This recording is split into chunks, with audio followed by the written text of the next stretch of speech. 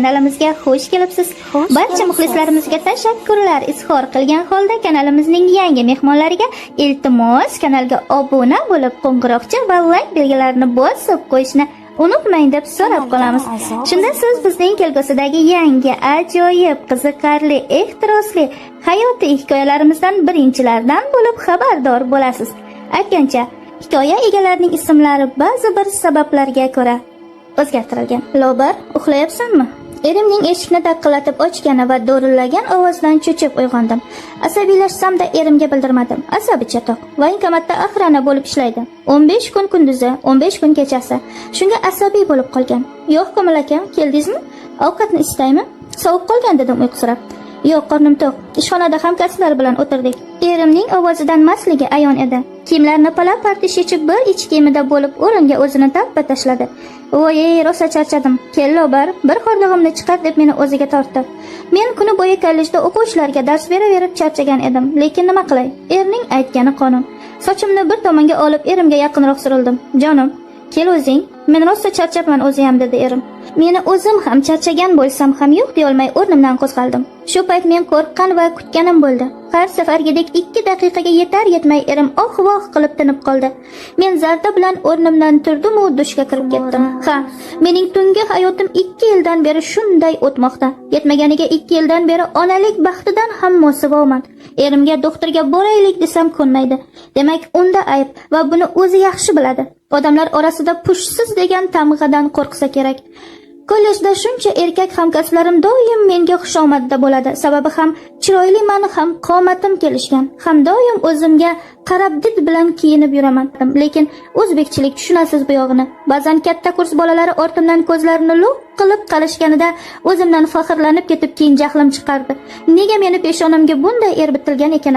Vaqtidan keyin o'qish mavsumi boshlandi. Hamma o'qituvchilar qolib ketgan darslarni to'ldirish uchun paralariga bir paradan qo'shilgan.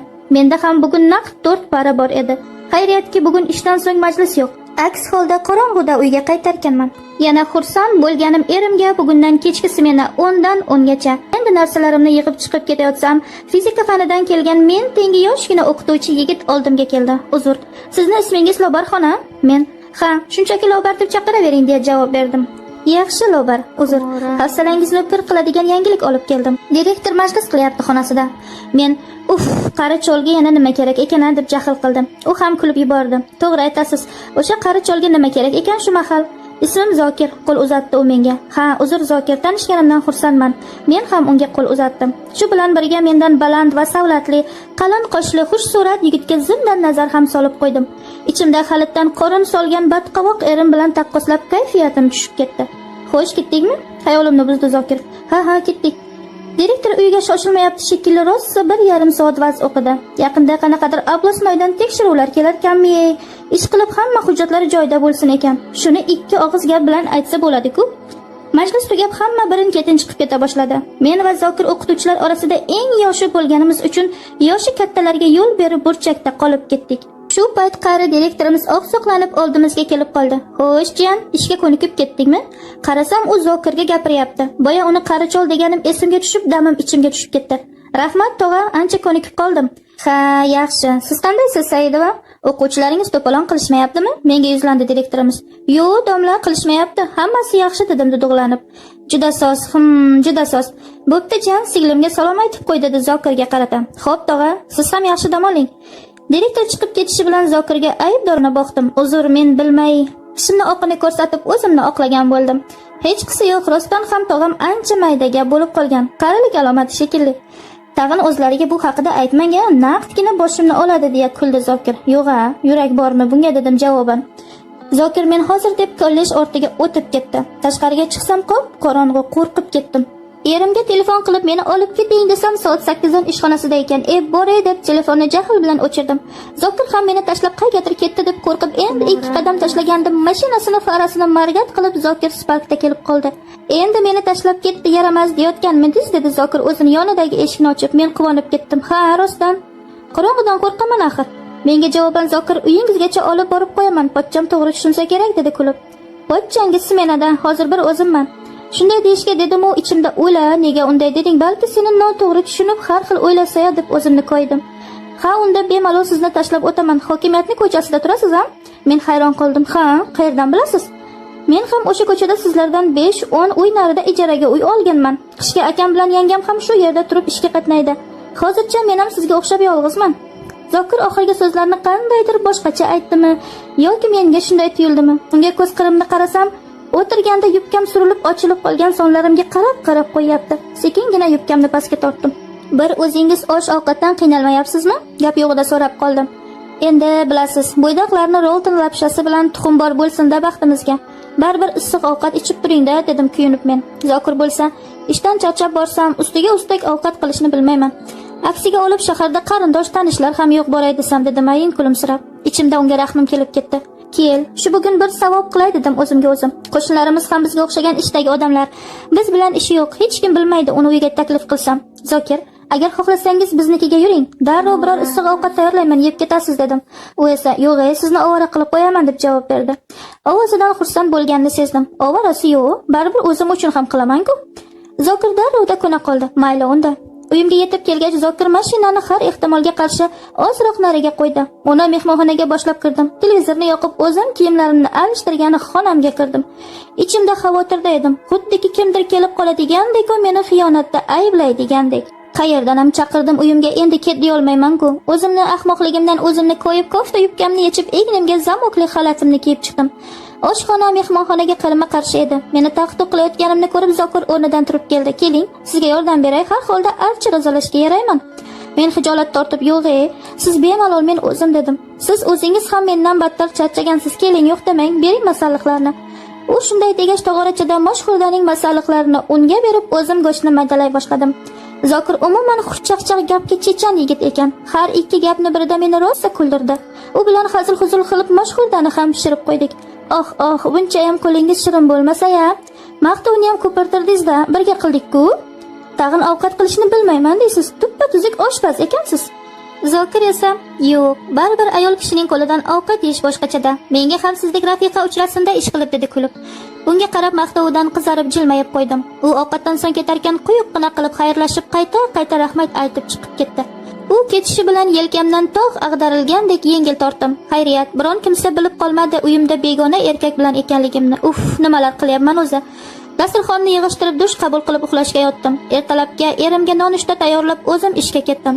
Erim yo'ldaligimda telefon qilib bugun qaysidir o'rtog'inikiga tug'ilgan kunga o'tishini, kech qolsa jiyan Azamatga telefon qilishimni tayinladi. Erimning opasi bir mahalla narida turadi bizdan. Bugun ishim ertaroq tugadi. Shunga qaramay quyosh botayotgandi. Kuz sovug'i etimni junjiktirdi. Yo'ldan taksi ushlayman desam, oldimga Zokir mashinasi bilan kelib qoldi. "Xo'sh, uyga ketdikmi, Lobar?" "Ha, ketdik." Mashinasi issiqqina ekan. Sovuqqotgan tanam bir oz yengil tortdi. "Kechagi mehribonchiligingiz uchun tashakkur. Oyimga aytgan edim, rosa duo qildilar."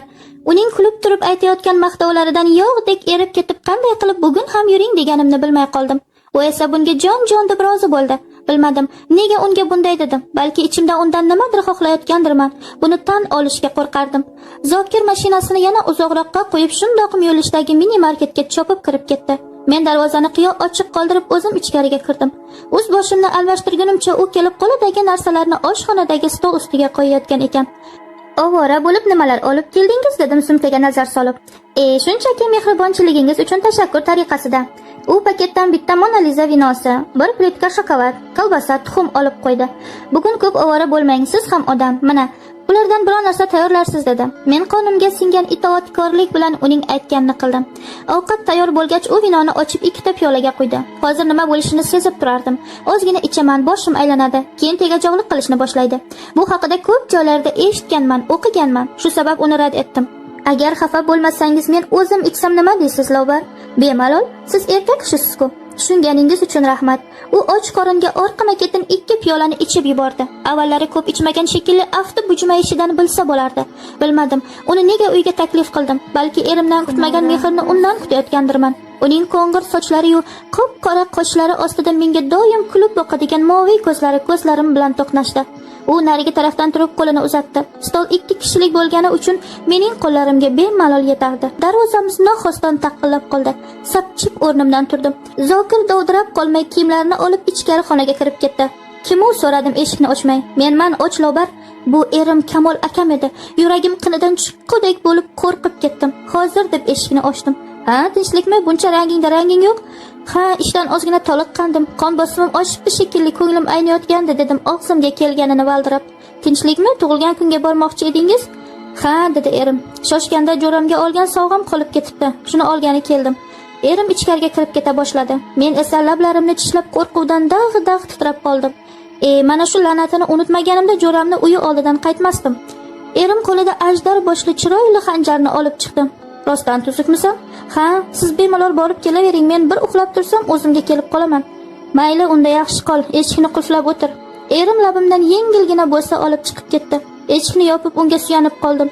Oyoqlarimdagi qaltiroq hali ham ketmagandi. Sekin qadam tashlab ichkariga kirdim. Zokir kiyinib ulguribdi. Asabiylashayotganini yaqqol bildirib qo'ydi. Uzr, Lobar, sizni hayotingizni barbod qilishimga bir baxya qoldi. Yo'q, men o'zim aybdorman. Sizni uyimga chaqirmasligim kerak edi. Men shunchaki bu yog'iga tomog'imga nimadir tiqildi. Ho'ngrab yig'lab yubordim. Uyatdanmi, qo'rquvdanmi bilmadim. Bo'ldi, yig'lamang. Men hozir ketaman. Bu ishlar oramizda bo'lmadi deb hisoblaymiz. Zokir meni bag'riga bosgancha yupatdi. U sekin bag'ridan meni uzoqlashtirdi-da yoshli ko'zlarimga bir muddat qarab boshini xam qilgancha uyidan chiqib ketdi. Men bir o'zim hayhotdek hovlida garangsirab yolg'iz qoldim. Ertasiga kollejda dars berarkanman 2-3 bor tanaffusda Zokir bilan uchrashib qoldik. Ikkimiz ham bir-birimizdan ko'zimizni olib qochib aybdorlardek bosh egib o'tardik. Rostdan ham ikkimizgacha hissiyotlarimizni jilovlay olmaganimiz uchun javob berishimiz mumkin edi. Oxirgi paradan so'ng ertangi materiallarimni stolim ustiga taxlab endi ketmoqchi bo'lsam, eshik taqillab Zokir kirib keldi. Ko'zlari olazarak. Keling Zokir. Lobar, men kechagi ish uchun uzr so'ramoqchi edim. U ko'zlarimga boqib aybdorona qarab turardi. Shu tobda uni yana quchoqlab olgim keldi. Bilmadim, bu sevgimi yoki hirs ustunligimi? Uzr so'ramang. Ikkimiz ham aybdormiz, Zokir. Unga 2 qadam tashlab yaqinlashdim. Ha, lekin men ko'rsatkich barmog'imni labiga bosdim.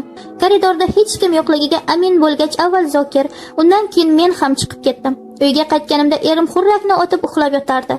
Ertaroq unga kechki ovqat qilishim kerak. Kecha tug'ilgan kunda o'lgudek ovqatlarni aralashtirib yeganman. Og'zidan ham, o'rtadan ham badbo'y hid chiqib yotgan xonasida turib bo'lmay qolgan. Shart borib derazalarni ochganimdan so'ng uyg'onib ketdi. Lobar, keldingmi? Suv ber, boshim og'riyapti.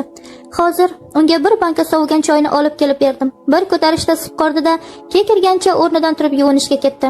U qaytgancha ovqatlarni suzib tayyorlab qo'ydim.